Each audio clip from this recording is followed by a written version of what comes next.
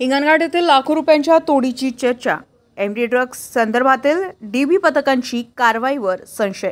MD drugs संदर्भातील dB पथकांच्या कारवाईवर संशय।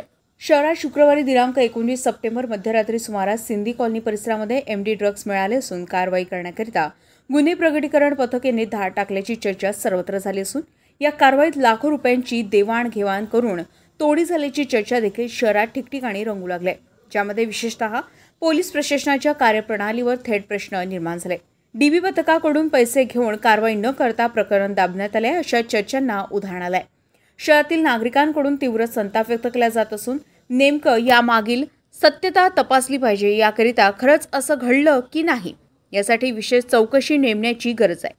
पोलीस स्टेशन हिंगणघाट येथील कुठल्या डीबी पथकामार्फत ही आर्थिक माया जमा करण्यात आली व गुन्हेगारांना मोकळं सोडण्यात आलं याचा तपास वरिष्ठ पातळीवरून केला गेला पाहिजे, जेणेकरून शहरातील कायदा व सुव्यवस्था अबाधित राहील व नागरिकांच्या मनातील पोलिसांची प्रतिमा ही कायम चांगली राहील।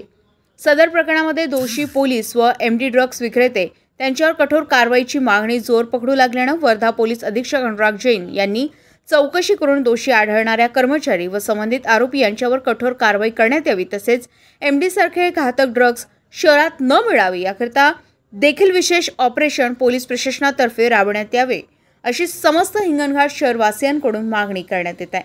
आकाश बोरीकर, जनसंग्राम न्यूज, हिंगणघाट।